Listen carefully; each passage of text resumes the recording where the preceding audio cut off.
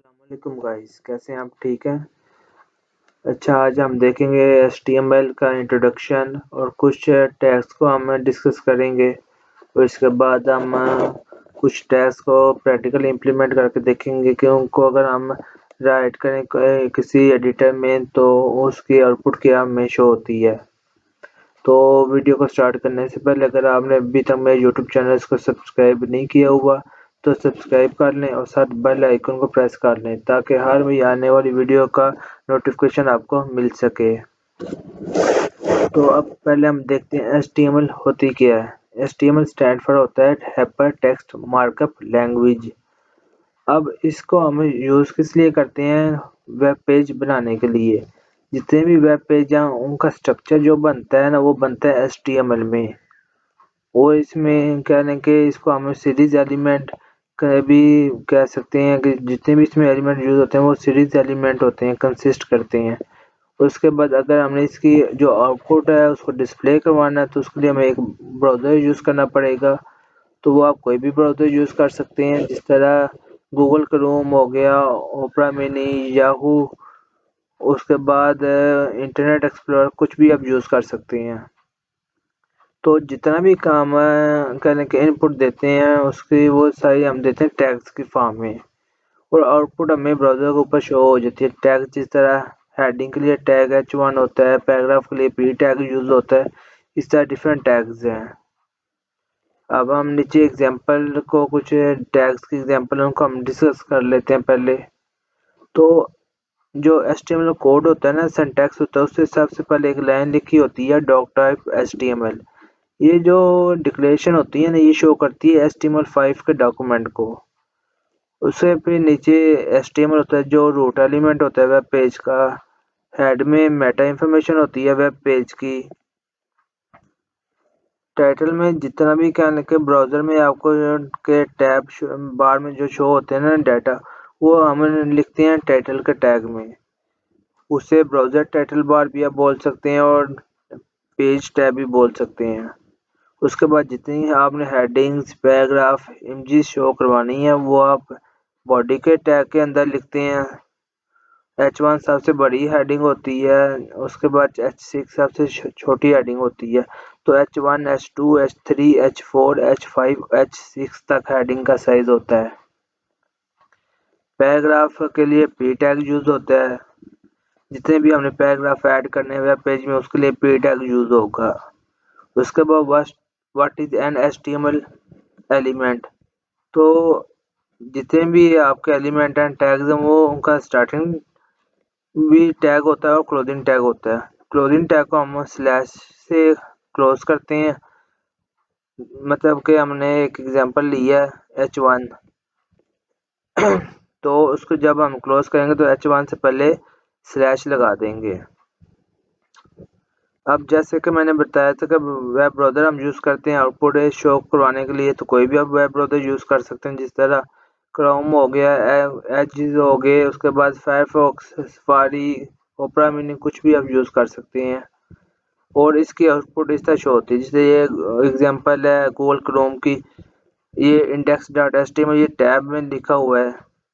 उसके बाद ये माई फर्स्ट हेडिंग ये H1 है, उसके बाद में फर्स्ट पैराग्राफ के लिए P टैग यूज हुआ है। ये हम नीचे जब हम करेंगे टैग्स को पढ़ेंगे पहले फिर हम इम्प्लीमेंट करेंगे, फिर आपको पता चल जाएगा।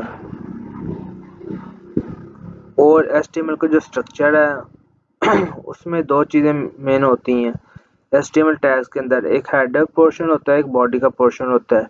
हेड में हमने ऊपर देखा था कि उसमें मेटा इंफॉर्मेशन होती है, जितनी भी हमारी इंफॉर्मेशन होती है, जिस तरह कोई अगर हम CSS एक्सटर्नल CSS ऐड करनी है तो उसका लिंक इधर दे देंगे, या कोई हमने कह लो कि जावास्क्रिप्ट को अटैच करना तो उसका लिंक दे देंगे। इस तरह डिफरेंट इंफॉर्मेशन हेड के सेक्शन के अंदर होती है और टाइटल भी हेड के सेक्शन के अंदर ही होता है।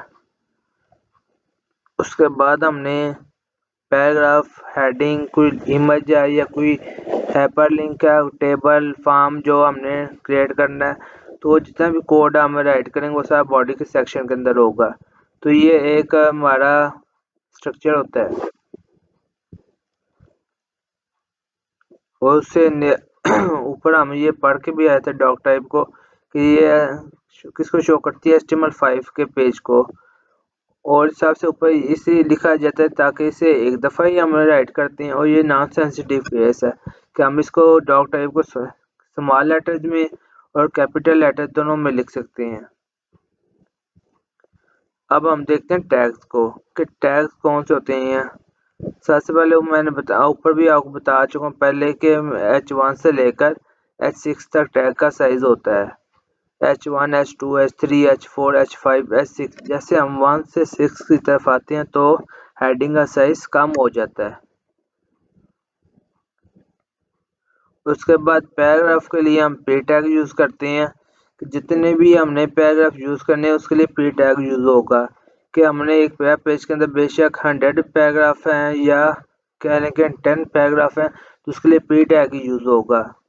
अगर हमने एक ओरिजेंटल लाइन लगानी है जिस तरह कह लें कि पेज के ऊपर उसे ओरिजेंटल रूल्स भी बोलते हैं तो उसके लिए टैग यूज़ होगा HR का। और हमने किसी पैराग्राफ को या किसी लाइन को ब्रेक करना है तो उसके लिए BR का टैग यूज़ होगा। उसके बाद अगर हम चाहते हैं कोई पेज के ऊपर लिंक लग जाए ताकि हम उस लिंक को क्लिक करें तो हम किसी और डॉक्यूमेंट के ऊपर या किसी और वेब पेज पे मूव कर जाए, जंप कर जाए, तो उसके लिए लिंक का टैग यूज़ होगा, A का टैग। उसके बाद अगर उसका जो कहने के लिंक है उसका जो स्ट्रक्चर है वो ये है कि पहले A लिखा जाता है पर लिंक के लिए, उसके बाद HREF होता है, उसके बाद आगे URL इधर हम लिंक देंगे जिस पे क्लिक करें तो वो जंप कर जाए दूसरे वेब पेज पे, तो URL के अंदर उसका लिंक दे देंगे। और लिंक टेक्स्ट के अंदर वो टेक्स्ट होगा जिस पे हम क्लिक करेंगे। मतलब कि मैं एक लिखा है कि यूट्यूब पे मैं उस टेक्स्ट के ऊपर क्लिक करूं और यूट्यूब ओपन हो जाए। अगर मैं URL में यूट्यूब का लिंक डाला हुआ है तो वो उस पर जंप कर जाएगा। इसको हम इंशाल्लाह उधर प्रैक्टिकल में परफॉर्म करके दिखाऊंगा आपको। अगर हम कुछ चाहते हैं कि वेब पेज पे इमेज को शो करवाना चाहते हैं तो उसके लिए IMG का टैग यूज़ होता है। तो अगर उसमें कह लें कि डिफरेंट एट्रीब्यूट्स भी होते हैं इमेज के टैग में। एक होता है SRC, इसे सोर्स बोलते हैं, और इस सोर्स में हम पाथ देते हैं कि इमेज का पाथ। उसके बाद ALT एक एट्रीब्यूट से इसे बोलते हैं अल्टरनेट, कि अगर इन केस इमेज शो नहीं होती, डिस्प्ले नहीं हो रही होती तो ये आल्ट का टैग एग्जीक्यूट हो जाता है, तो जो आल्ट के टैग में इंफॉर्मेशन होगी वो शो हो जाएगी अगर किसी कंडीशन में इमेज शो ना हो। तो इमेज को शो करवाने का जो सिंटैक्स है वो ये राइट किया हुआ है कि IMG SRC आगे URL, मतलब कि जो हमने पाथ देना है इमेज का कि इमेज किधर पड़ी हुई है। अगर बाय रूट पे पड़ी हुई तो डायरेक्ट फाइल नेम आ जाएगा, डाट एक्सटेंशन आ जाएगी। अगर किसी फोल्डर में तो पहले फोल्डर का नेम, फिर स्लैश, फिर फाइल का नेम, डॉट एक्सटेंशन और आल्ट का टैग। और दूसरी बात ये है कि आल्ट का टैग अगर हम ना भी दें तो इमेज एग्जीक्यूट हो जाएगी, शो हो जाएगी, डिस्प्ले हो जाएगी। आल्ट का टैग इसे देना चाहिए, बेस्ट अप्रोच होती है। उसके बाद अगर हम किसी टेबल को डिस्प्ले करवाना चाहते हैं HTML के वेब पेज के ऊपर वेब पेज पे, तो उसके लिए दो चीज़ें होती हैं, रोज एंड कॉलम। टेबल जो बनता है वो दो चीज़ों से मिलकर बनता है, रोज एंड कॉलम से। अगर हम कह लें कि इसमें जो टैग यूज होते हैं वो होता है एक टेबल का टैग, उसके बाद टी आर मतलब टेबल रो, और TH होता है कि टेबल हेडिंग, और TD होता है टेबल डाटा। तो इसको हमने सबसे ऊपर हम चाहते हैं कि हेडिंग आ जाए, उसके मतलब क्लास 1 हमने एक हेडिंग दे दी क्लास 1, उसके नीचे से मैं चाहता हूँ कि बच्चों का डाटा आ जाए, मतलब रोल नंबर, नेम, उनका एड्रेस। अब उसके लिए मैं TH यूज़ कर लूँगा। उसके बाद मैं चाहता हूँ नीचे रोल नंबर 1 अली, उसके बाद लाहौर, एड्रेस उसका लाहौर है, ये नीचे उसका डाटा पुट करूँगा रोल नंबर 1, फिर रोल नंबर 2 का ये साइज नीचे TD क्रिएट होती जाएगी। तो ऊपर भी मैं TD यूज़ कर सकता हूँ लेकिन वो डिफरेंस नहीं रहेगा। अगर TH यूज़ करूँ तो एक फॉर्मेट बन जाएगा कि हाईलाइट होगा, जैसा प्रोमिनेंट हो जाएगा, बुलेट हो जाएगा, जिस तरह बुलेट तो नहीं हम बोल्ड कह सकते हैं, तो बोल्ड फॉर्म में आ जाएगा कि आईडी या रोल नंबर, नेम या बोल्ड हो जाएगा। जो नीचे टीडी है वो द नॉर्मल टेक्स्ट फॉर्म में आएगा। तो ये टेबल का सिंटैक्स क्रिएट हुआ है कि जिस तरह करने के टेबल होता है, फिर टी आर मतलब एक रो है जिसके अंदर %1 %2 %3 तीन कॉलम बन गए हैं। अब तीन कॉलम जो डाटा पुट होना है वो पहले ये लिखा हो, पहले कॉलम का, दूसरे कॉलम पे थर्ड कॉलम का, ये एक रो क्रिएट हो। फिर एक और मैं डाटा ऐड करना चाहता हूँ, फिर ये नीचे वो है टी आर क्रिएट कर ली। मतलब जितनी मर्जी आप रोज क्रिएट कर सकते हैं और कॉलम भी। उसके बाद आती है HTML लिस्ट। अब लिस्ट दो तरह की होती है, order list and unordered list. अब ऑर्डर लिस्ट में इस तरह पर होता है कि जो हमारे पास लिस्ट होती है वो किस फॉर्म में होती है कि 1 2 3 4 मतलब कि एक ऑर्डर चल रहा होता है। और अनऑर्डर लिस्ट वो होती है मतलब कि बुलेट्स फॉर्म में, dot coffee dot T dot milk, मतलब वो जो डॉट्स फॉर्म में बुलेट्स होते हैं, या कह लें कि टिक लगा हुआ है तो बुलेट्स फॉर्म में होते हैं। अनऑर्डर मतलब पता नहीं चल रहा होता कि कौन से किस रैंक के ऊपर चीज पड़ी हुई है। तो अगर 1 पे टी है, 2 पे कॉफी है, तो हमें पता होगा 1 पे टी है, दूसरे पे कॉफी है, तो एक रैंक चल रहा होता है। तो यूएल का टैग यूज होता है अनऑर्डर लिस्ट के लिए और ओएल का यूज होता है ऑर्डर लिस्ट के लिए।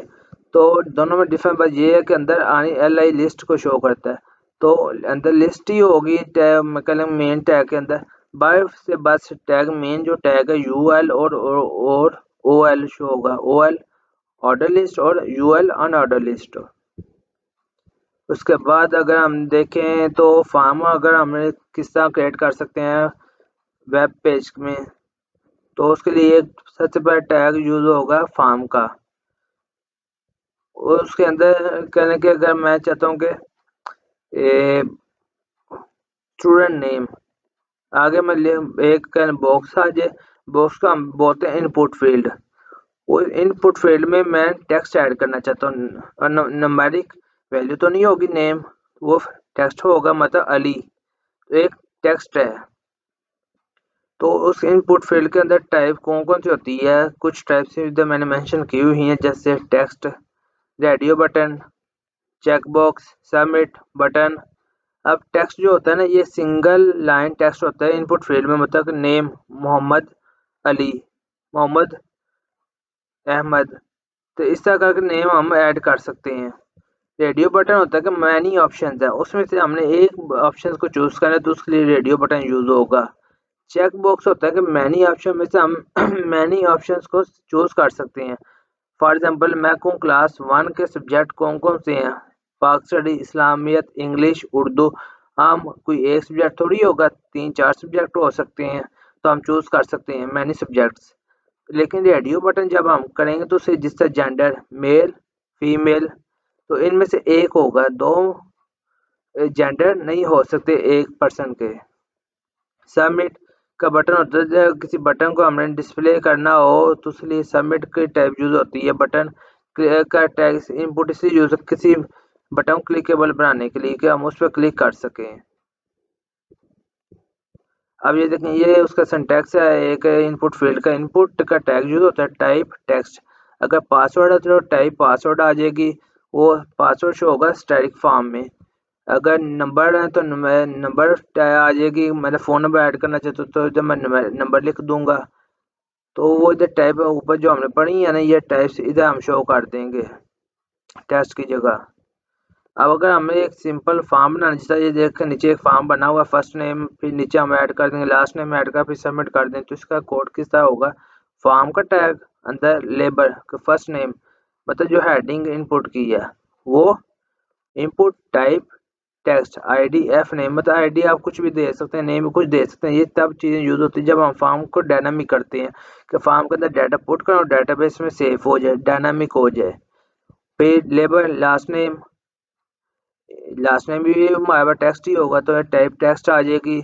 आईडी जो आप देना चाहते हो, उसके बाद टाइप सबमिट मतलब बटन में लगा दिया कि क्या टाइप हो, सबमिट मतलब फॉर्म सबमिट करना चाहता हूँ, वैल्यू सबमिट मतलब वैल्यू में वो चीज़ आएगी जो आप इधर बटन में टेक्स्ट शो करवाना चाहते हैं, तो ये एक फॉर्म बन जाएगा। तो इस तरह का आप जितनी मर्जी फील्ड क्रिएट कर लें, तो उसमें आप लेबर और इनपुट ऐड करते हैं तो फॉर्म आपका बनता जाएगा। अब इसको हम देखते हैं कि हम प्रैक्टिकल किस तरह कर सकते हैं। तो आप प्रैक्टिकल करने के लिए आपको कोई ना कोई टेक्स्ट एडिटर चाहिए। तो आप कह लें कि नोटपैड प्लस प्लस पे भी प्रैक्टिस कर सकते हैं और सबलाइम पे भी। तो मैं सबलाइम यूज़ करूँगा। तो सब कह लें कि सबलाइम का अगर आप चाहते हैं कि इसको हम किधर से डाउनलोड करें, कैसे इंस्टॉल करें, तो मैं आपको डाउनलोड का लिंक भी डिस्क्रिप्शन में डाल दूंगा ताकि आप उधर से इजीली डाउनलोड कर लें। अदरवाइज आप नोटपैड प्लस प्लस यूज़ कर लें, उसके बाद ड्रीमवीवर यूज़ करें, जो भी आप एडिटर यूज़ करना चाहते हैं कर सकते हैं। अच्छा, सबसे पहले मैं इस फाइल को ना सेव कर लूँगा। फाइल को सेव मतलब मैं इस जगह मैं डेस्कटॉप पे सेव कर लेता हूँ।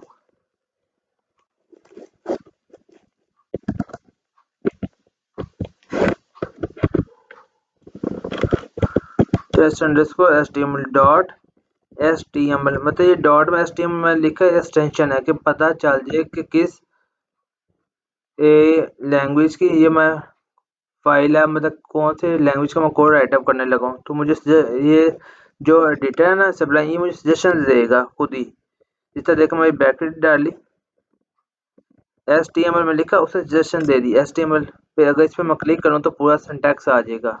अब जिस सबसे पर डॉक टाइप आ रहा होगा, और एक मैं पहले बताया कि ये किसको शो करता है, HTML5 के सिंटैक्स को।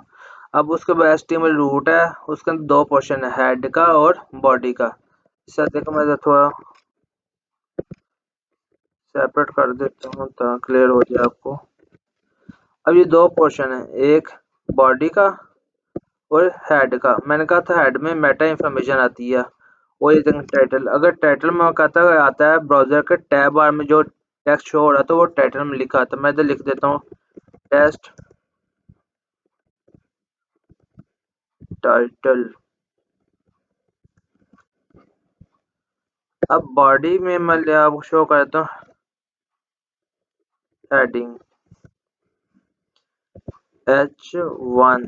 अभी देखो अच्छा मैं लिखा H1 खुद ही शो होगी। H1 इधर क्लिक किया, मैं लिख देता हूँ टेस्टिंग। क्लियर हो गया। साथ सेव करते जाना आपने, कंट्रोल एस से सेव कर लें या इधर सेव कर लें। क्लियर हो गया। जब तक आप सेव नहीं करेंगे तो कोड एग्जीक्यूट नहीं होगा। अब अगर इस तरह बाद में ये मैंने हेडिंग टेस्ट किया, मैं कहता H1 से H6 तक होती है, और H1 से H6 तक जाएंगे तो हेडिंग का साइज कम होता जाता है। H3 कर लेते हैं, चलिए टेस्ट मिडिल में आएगा, इसे भी टेस्टिंग लिख लेते हैं। तो सेव मैंने कर लिया, कंट्रोल एस या इधर सेव कर लिया। अब मैं इसके आउटपुट आपको दिखा देता हूँ पहले।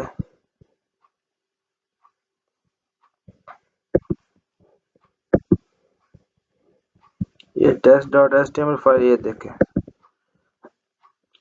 ये H1 हेडिंग तो है, H3 सॉरी, हमने H3 की प्रैक्टिस की है, तो हमने H6 भी देख लेते हैं। H6 इसे भी हम टेस्टिंग, ताकि आप डिफरेंस पता चल जाए कि कितना डिफरेंस है। उधर मैंने किया, सेव किया, कंट्रोल एस में कर चुका था। मैं बता दूं कि कैसे कर सकते हैं, आपकी नहीं भी याद हो तो सेव में जाकर कर सकते हैं।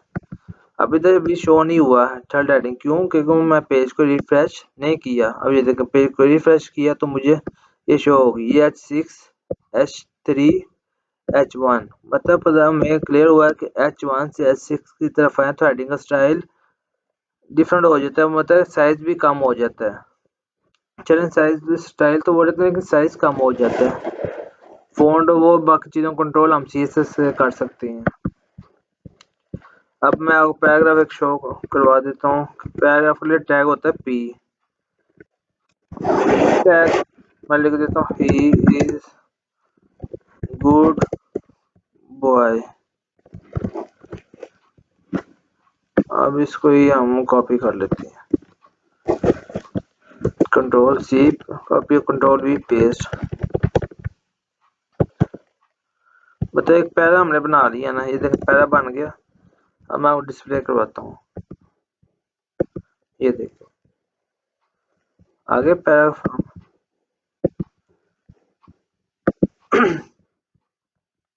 अब मैं चाहता हूँ एक और पैरा ऐड करना चाहता हूँ, तो बी का टैग, ये टेक्स्ट में इधर कॉपी कर लेते हैं, सॉरी।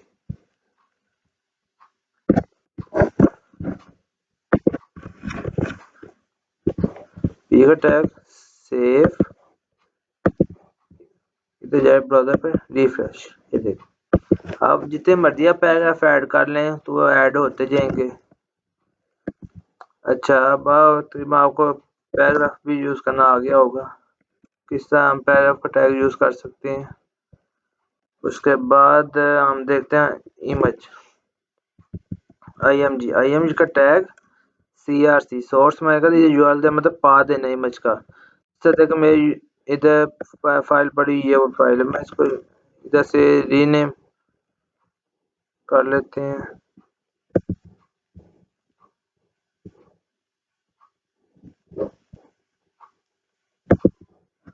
ताकि क्लियर हमें पता चल जाए कि स्पेलिंग क्या है फाइल का, इस मतलब स्पेलिंग या नेम जो भी है, क्यों स्पेलिंग भी आप बोल सकते हैं, टाइप करने मिस्टेक हो सकती है, तो मैं इधर रीनेम का कॉपी कर ली है, जो भी फाइल का नेम था डॉट। अभी डॉट कैसे पता चले, एक्सटेंशन क्या है, इस पर मैं माउस लेके आऊंगा तो ये आपको पता चले dot JPG, item type JPG,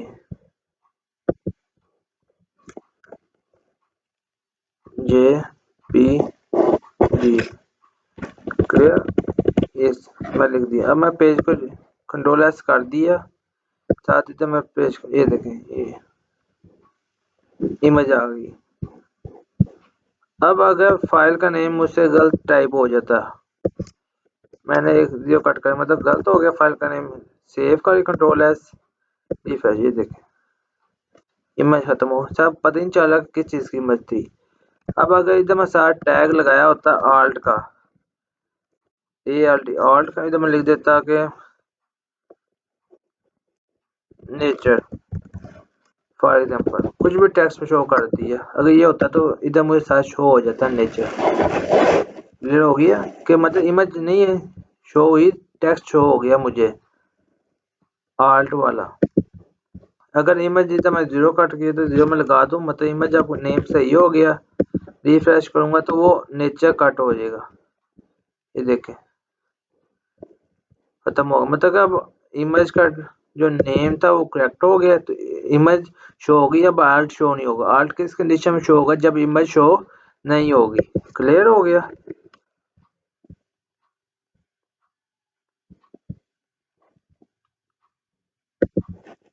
अब हम देखते हैं कि इमेज से आगे हम टेबल किस तरह क्रिएट कर सकते हैं। टेबल से पहले मैं बताया, टेबल का टैग होता है TABL टेबल, टेबल के अंदर क्या होती है, रोज होती हैं, टेबल में रो TR टेबल रो। अब रो में हमने देना TH, पहले टेबल हेडिंग TH, क्लियर हो गया, मतलब रोल नंबर,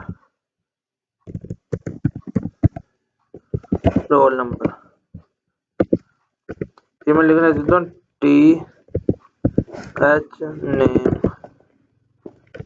स्टूडेंट नेम को STD नेम, STD में स्टूडेंट नेम, कुछ भी आप ले सकते हैं इधर TH एड्रेस।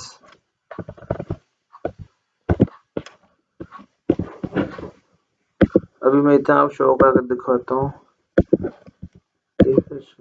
इमरजेंसी शो होगा एंड पे, roll number STD name address, okay आ गया।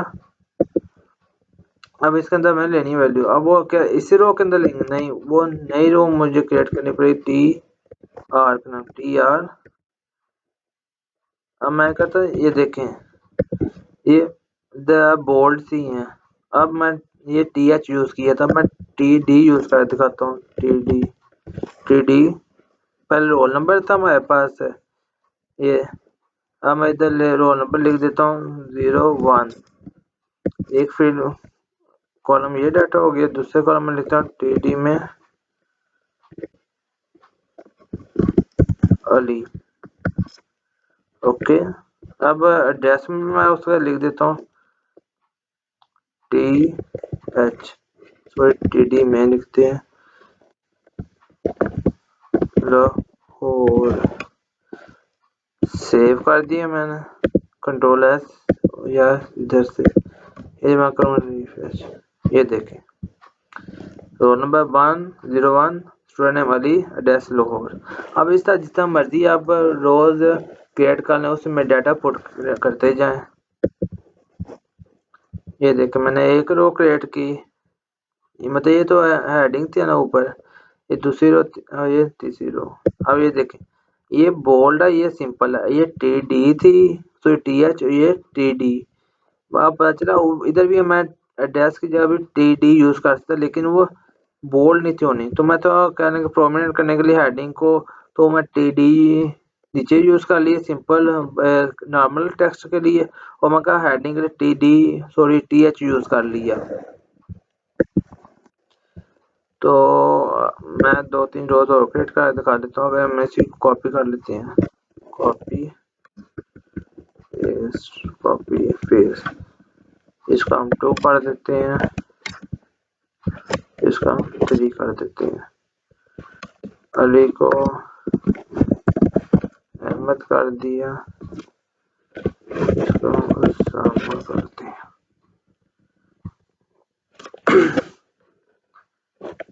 लाहौर भी चेंज करना आपने, GRW वाला।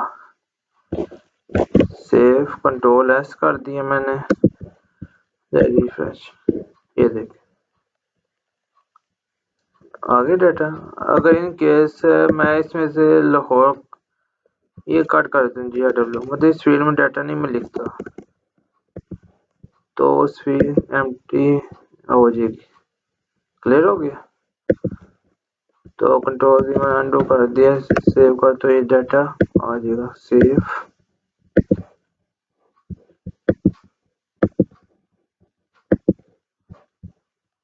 रिफ्रेश। ओके हो गया। तो उम्मीद है आपको टेबल भी बनाना आ गया होगा। अब टेबल से आगे तो हमारे पास लिस्ट है, कि लिस्ट हम किस तरह क्रिएट कर सकते हैं, तो वो भी अभी हम देख लेते हैं। लिस्ट के लिए मैं बताया 2 तरह की होती है, ऑर्डर लिस्ट और अनऑर्डर लिस्ट।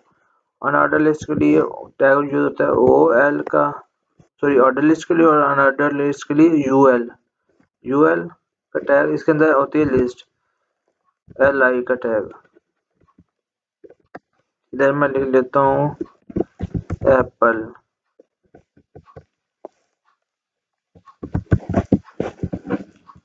एक और लिस्ट में क्रिएट कर लेता हूँ, LI बनाना। एक और मैं लिस्ट क्रिएट कर ली, इसमें ले लेता हूँ मैंगो।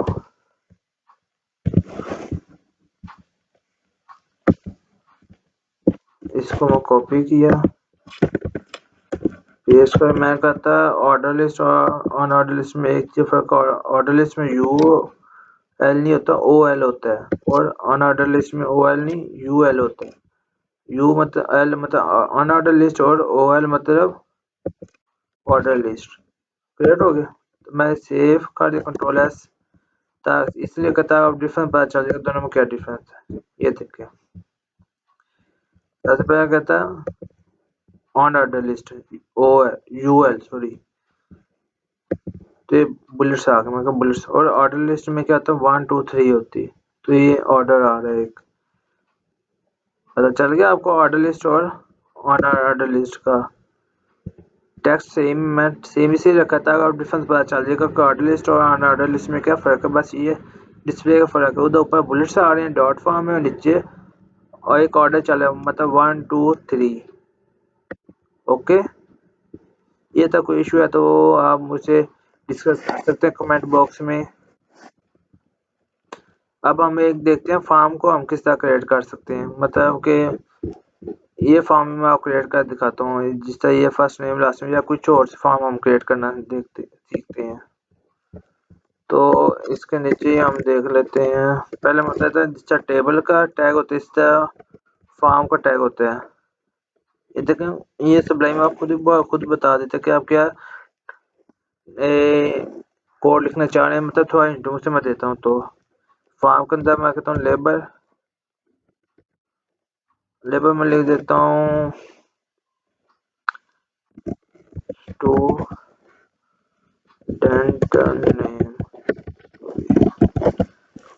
नेम नीचे इनपुट फील्ड लूंगा। इनपुट में टाइमर ले लेता हूँ टेक्स्ट।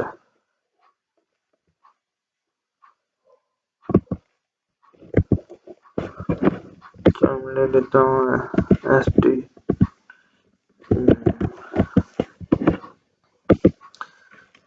ये हो गया। एक और ले लेते हैं लेबर स्टूडेंट नेम और father name.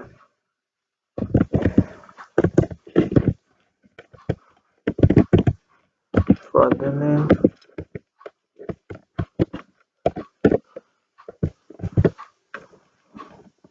Input name, father name भी टाइप टेक्स्ट ही होगी।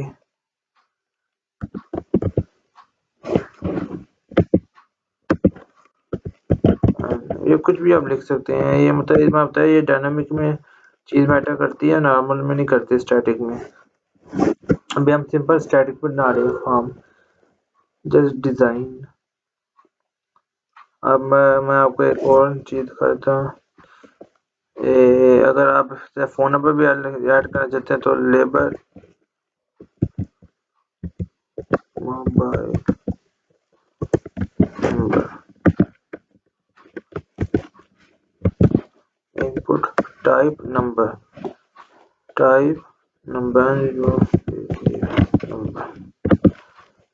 नाम। चलो इतने काफी है। इनपुट अब सबमिट में बताया था सबमिट नेम सबमिट वैल्यू। ये वो जो चीज आपको शो होगी बटन में सबमिट। तो इसको मैं कर देता हूँ सेव। Ctrl+S से कर सकते हैं, अगर नहीं बुझा तो इधर से भी आप कर सकते हैं। जाकर मैं करूँगा रिफ्रेश। ये देखें student name, father name, mobile number. और अभी देखें ये इसका 1 2 और ये मतलब नंबर में दिया इसलिए आ रहा है, इधर नहीं आ रहा क्योंकि ये टेक्स्ट मैंने ऐड किया है टाइप। सबमिट। अब ये एक लाइन में आ रहा है। मैं इसे चाहता हूँ कि नेक्स्ट लाइन पे है। तो मैं बताया था एक टैग यूज होता है। कौन सा टैग यूज होता है? BR का। अब ये मतलब लगाया मैं एक लेबर का लगाया, Ctrl+S कर दिया तो एक चीज नेक्स्ट लाइन में जाएगी। ये देखें पूरा नेम नेक्स्ट में चला, बाकी एक लाइन में ही है। मैं इसे कॉपी कर लेता हूँ इसके आगे